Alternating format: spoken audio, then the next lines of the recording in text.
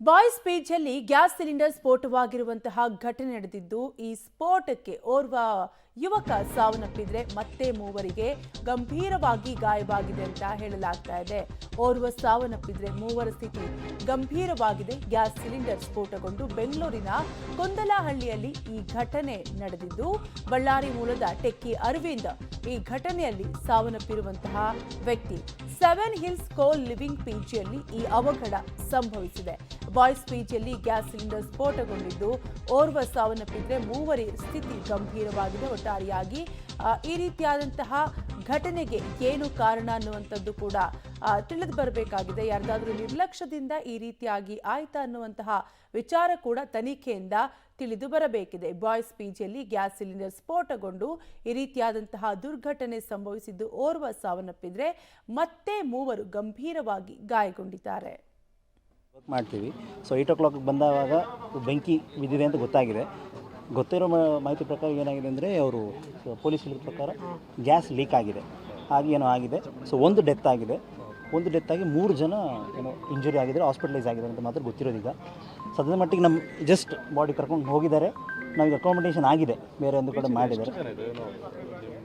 ಅಂದಾಜು ಪ್ರಕಾರ ಒಂದು 50 ಮೆಂಬರ್ಸ್ ಮೇಬಿ 40-50 ಮೆಂಬರ್ಸ್ ಇದ್ದರು ಅದರಲ್ಲಿ. ಓಕೆ, ಸೊ 50 ಮೆಂಬರ್ಸ್ ಮಾಡಿದ್ದಾರೆ, ವ್ಯವಸ್ಥೆ ಆಗಿದೆ. ಒಂದು ಗ್ರೂಪಲ್ಲಿ ಕ್ರಿಯೇಟ್ ಮಾಡಿ ಈಗ ಮಾಡಿದ್ದಾರೆ ಈ ವ್ಯವಸ್ಥೆ. ಅದಕ್ಕೆ ನಾವು ಹೋಗ್ತಾ ಇದ್ದೀವಿ. ನಮಗೆ ಮೇನ್ ಈಗ ನಮ್ಮ ಐಟಮ್ಸ್ ತಗೊಂಡು ಒಳಗೆ ಹೋಗ್ಬೇಕಷ್ಟೇ. ಈಗ ಸದ್ಯದ ಮಟ್ಟಿಗೆ ಹೌದು ಪವರ್ ಆಫರ್ ಆಗಿದೆ. ಬಿಕಾಸ್ ಆಫ್ ಶಾರ್ಟ್ ಸರ್ಕ್ಯೂಟ್ ಏನೋ ಯಾವುದು ಕರೆಂಟ್ ಇಲ್ಲ, ಏನಿಲ್ಲ, ಫುಲ್ ಬ್ಲ್ಯಾಕ್ ಆಗಿತ್ತಂತೆ ರೂಮ್ ಹೊರಗಿಂದ ನೋಡುವಾಗ. ಸದ್ಯದ ಮಟ್ಟಿಗೆ ಅದೀಗ ಅಷ್ಟರವರೆಗೆ ಗೊತ್ತಿರೋ ಮಾಹಿತಿ ಪ್ರಕಾರ ನಾವೀಗೆಲ್ಲ ಒಳಗೆ ಹೋಗಿ ಐಟಮ್ಸ್ ತೊಗೊಂಡು ಬೇರೆ ಕಡೆ ನಾವು ಹೋಗಿ ಗೊತ್ತಿದ್ದು ನೋಡಿ ಪರಿಚಯ ಅಷ್ಟೇ. ಅಂದರೆ ರೀಸೆಂಟಾಗಿ ಜಾಯ್ನ್ ಆದವರು ಅಷ್ಟೇ ಗೊತ್ತಿರೋದು. ಅವರೆಲ್ಲ ಎಲ್ಲ ಸ್ಟೂಡೆಂಟ್ಸು ಎಲ್ಲ ಇಲ್ಲೇ ಇದ್ದವರು. ಅವ್ರಿಗೆ ಗಾಯ ಆಗಿದೆ ಅಂತ ಗೊತ್ತಾಗಿದೆ ಅಷ್ಟೇ. ಗಾಯ ಆಗಿ ಹಾಸ್ಪಿಟಲೈಸ್. ಡೀಟೇಲ್ಸ್ ಕೊಡ್ತಾರೆ ನಮ್ಮ ಪ್ರತಿನಿಧಿ ಪ್ರಕಾಶ್, ಲೈವ್ನಲ್ಲಿ ಕನೆಕ್ಟ್ ಆಗಿದ್ದಾರೆ. ಪ್ರಕಾಶ್, ಘಟನೆಗೆ ಏನ್ ಕಾರಣ? ಗಾಯಾಳುಗಳ ಪರಿಸ್ಥಿತಿ ಯಾವ ರೀತಿಯಾಗಿದೆ ಸದ್ಯಕ್ಕೆ?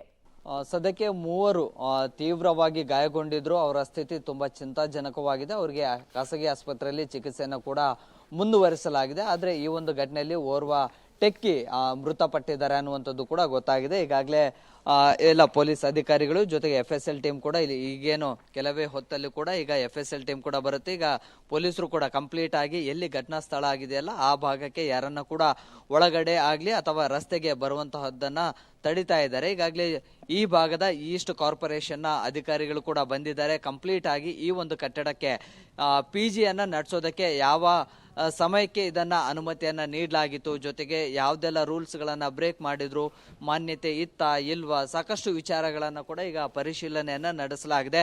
ಅಡಿಷನಲ್ ಕಮಿಷನರ್ ಅವರು ಕೂಡ GBನ ಈ ಭಾಗದ ಅಡಿಷನಲ್ ಕಮಿಷನರ್ ಅವರು ಕೂಡ ಭೇಟಿಯನ್ನ ನೀಡಿ ಸ್ಥಳ ಪರಿಶೀಲನೆಯನ್ನು ಕೂಡ ನಡೆಸಿದ್ದಾರೆ. ಜೊತೆಗೆ PGಗೆ ಕೊಟ್ಟಂತಹ ಲೈಸೆನ್ಸ್ ನ ಅವಧಿ ಏನಾದ್ರೂ ಮುಗ್ದಿದೆಯಾ ಅಥವಾ ಏನು ರೂಲ್ಸ್ ಗಳನ್ನ ವೈಲೇಷನ್ ಆಗಿದೆ ಅನ್ನುವಂಥದ್ದನ್ನು ಕೂಡ ಪರಿಶೀಲನೆಯನ್ನ ನಡೆಸಲಾಗಿದೆ. ಈಗ ಏನು ನೋಡ್ತಾ ಇದ್ರಲ್ಲ ದೃಶ್ಯಗಳಲ್ಲಿ, ಇದು ಗ್ರೌಂಡ್ ಫ್ಲೋರ್. ಸೊ ಈ ಭಾಗದಲ್ಲಿ ಈ ಒಂದು ಸಿಲಿಂಡರ್ ಸೋರಿಕೆಯಾಗಿ ಲೀಕೇಜ್ ಆಗಿ ಇದು ಸ್ಫೋಟ ಆಗಿದೆ ಅನ್ನುವಂಥದ್ದು ಪ್ರೈಮರಿ ಇನ್ಫೋ.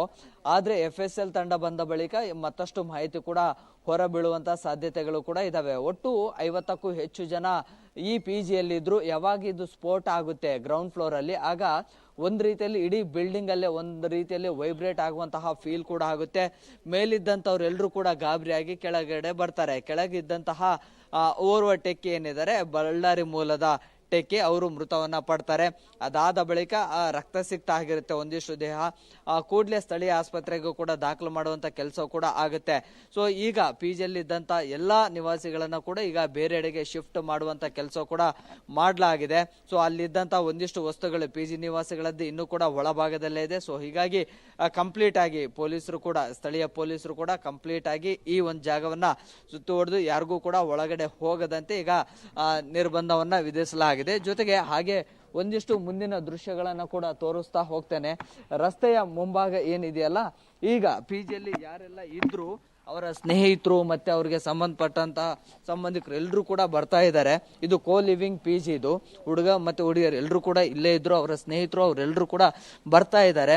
ಅವ್ರಿಗೆ ಗೊತ್ತಿದ್ದಂಥವ್ರು ಏನಾಯ್ತು, ಯಾವ ಟೈಮಲ್ಲಿ ಆಯ್ತು ಅದನ್ನ ಕೂಡ ಒಂದಿಷ್ಟು ಕೇಳುವಂಥದ್ದನ್ನ ಕೂಡ ಮಾಡ್ತಾ ಇದ್ದಾರೆ. ಈಗಾಗಲೇ ಒಂದ್ ರೀತಿಯಲ್ಲಿ ಗಾಬರಿಗೆ ಒಳಗಾಗಿದ್ದಾರೆ. ಬಹುಶಃ ಮಾತನಾಡಿಸ್ತೇನೆ. ಸರ್, ನಿಮ್ಮ ಸ್ನೇಹಿತರು ಯಾರಾದ್ರೂ ಇದ್ರ ಪಿ ಜಿಯಲ್ಲಿ? आपका फ्रेंड जो थे क्या इधर? नहीं फ्रेंड नहीं थे, लेकिन मैं पास में ही रहता हूँ. यहाँ पे ब्लास्ट हुआ था अभी देखने के लिए तो आए थे.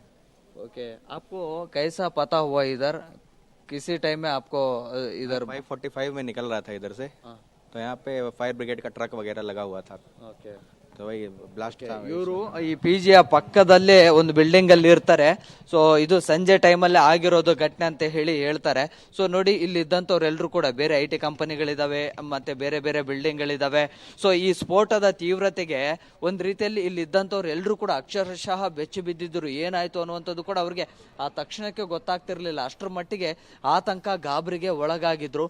ಹಾಗೆ ಮುಂದೆ ಹೋದ್ರೆ ಅವರ ಸ್ನೇಹಿತರು ಕೂಡ ಇಲ್ಲಿ ಇದಾರೆ ಅಂತ ಅನಿಸ್ತಾ ಇದೆ. ಅವ್ರನ್ನ ಕೂಡ ಮಾತನಾಡಿಸುವಂತ ಪ್ರಯತ್ನವನ್ನ ಮಾಡ್ತೇನೆ. ಸುಮಾರು ಬೇರೆ ಬೇರೆ ಜಿಲ್ಲೆಗಳಿಂದ ಅಥವಾ ಹೊರ ರಾಜ್ಯದವರು ಕೂಡ ಇಲ್ಲೇ ಬಂದಿದ್ರು. ಬಹುಶಃ ಮಾತನಾಡಿಸ್ತೀನಿ. ಸರ್, ನಿಮ್ಮ ಸ್ನೇಹಿತರು ಯಾರಾದ್ರೂ ಇದ್ರಾ ಪಿ ಜಿಯಲ್ಲಿ? ನಿಮ್ಮ ಫ್ರೆಂಡ್ಸ್ ಯಾರಾದ್ರೂ ಇದ್ರಾ?